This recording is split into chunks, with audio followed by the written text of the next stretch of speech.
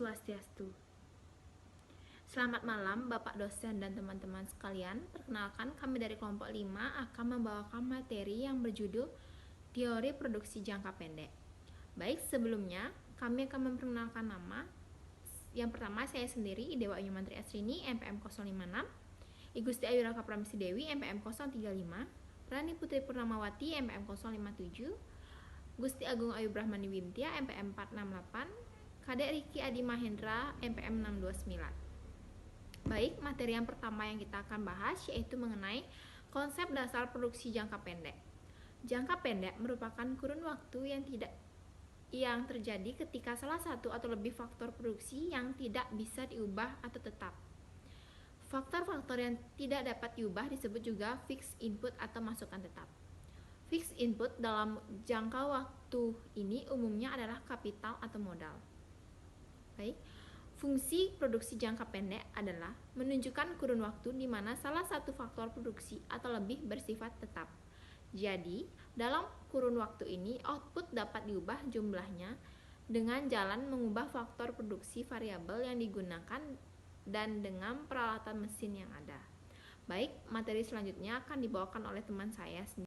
Perkenalkan, nama saya Rani Putri Purnamawati, NPM 057. Di sini saya akan melanjutkan materi dari teman saya, yaitu materi selanjutnya mengenai nilai produksi total, rata-rata, dan marginal dalam produksi jangka pendek. Yang pertama, produksi total. Produksi total adalah jumlah total yang diproduksi selama periode waktu tertentu.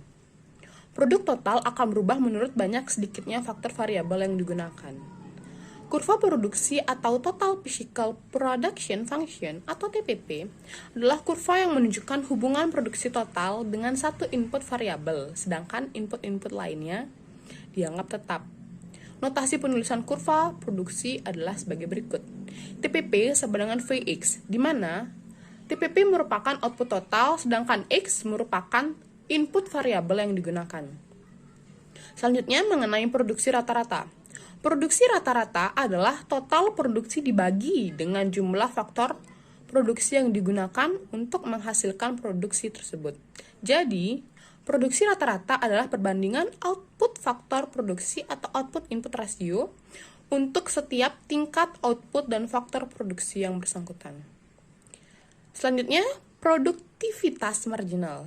Produktivitas marginal atau marginal physical product atau MPP adalah tambahan kuantitas output yang dihasilkan dengan menambah satu unit input itu, dengan menganggap konstan seluruh input lainnya. Notasi penulisan kurvanya merupakan MP sama dengan perubahan output per perubahan input, atau sama dengan delta Q per delta L. Materi selanjutnya mengenai the law of diminishing returns dalam konsep produksi jangka pendek.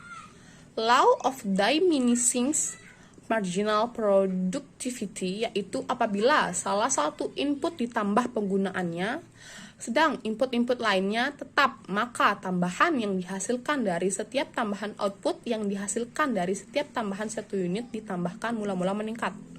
Tetapi kemudian akan menurun apabila input tersebut terus ditambah. Hukum ini berlaku pada fungsi produksi jangka pendek, karena pada fungsi yang berjangka pendek, paling tidak salah satu inputnya adalah tetap. Sekian presentasi dari saya, akan dilanjutkan oleh teman saya. Terima kasih. Perkenalkan, nama saya Igusti Agung Ayu Brahmani Wimtia Andini, NPM 19321211468. Di sini saya akan melanjutkan presentasi dari teman saya. The law of diminishing marginal return terjadi dalam 3 tahapan.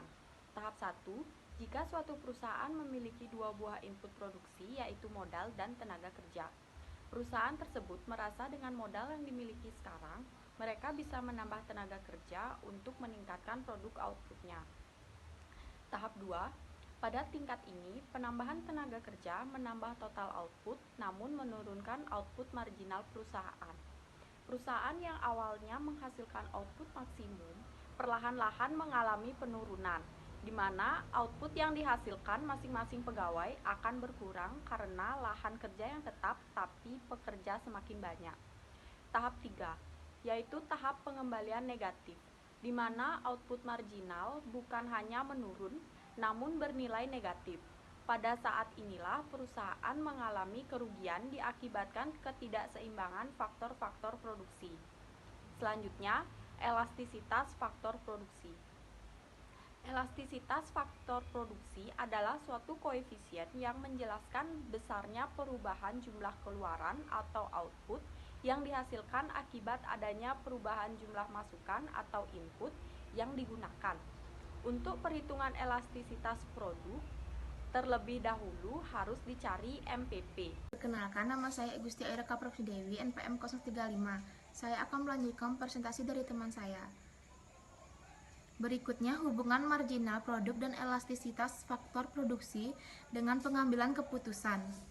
Pengambilan keputusan manajerial merupakan proses penentuan solusi terbaik dari berbagai alternatif solusi terhadap suatu masalah tertentu.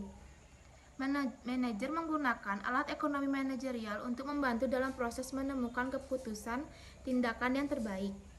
Sedangkan keputusan optimal atau optimal decision adalah tindakan yang memberikan hasil yang paling konsisten dengan tujuan pengambilan keputusan. Yang berikutnya, faktor penting yang harus diperhatikan dalam pembuatan keputusan manajerial. Yang pertama, faktor yang mempengaruhi harga. Yang kedua, kuantitas dan saling keterkaitan antara faktor-faktor tersebut.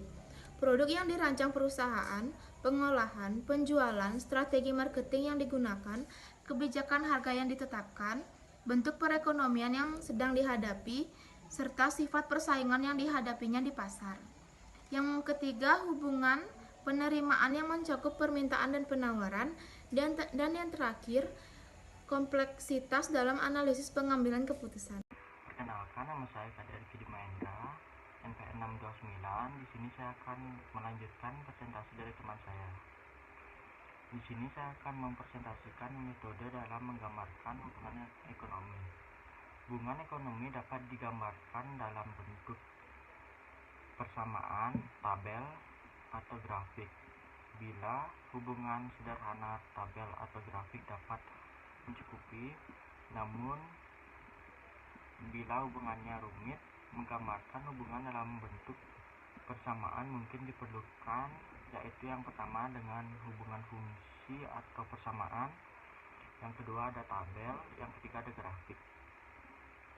Kesimpulannya di sini, jangka pendek merupakan kurun waktu yang terjadi ketika salah satu atau lebih faktor produksi yang tidak bisa diubah atau tetap. Faktor-faktor yang tidak dapat diubah disebut juga fixed input atau masuk tetap. Fungsi produk jangka pendek adalah menunjukkan kurun waktu di mana salah satu faktor produksi atau lebih bersifat tetap. Jadi dalam kurun waktu ini digunakan dengan peralatan mesin yang ada. Law of diminishing marginal productive, yaitu apabila salah satu input tambahan menggunakan sedangkan input-input lainnya tetap, maka tambahan yang dihasilkan dari setiap tambahan, output yang dihasilkan dari setiap tambahan satu unit yang ditambahkan mula meningkat, tetapi kemudian akan menurun apabila input tersebut terus ditambah. Sekian dari presentasi dari saya tutup.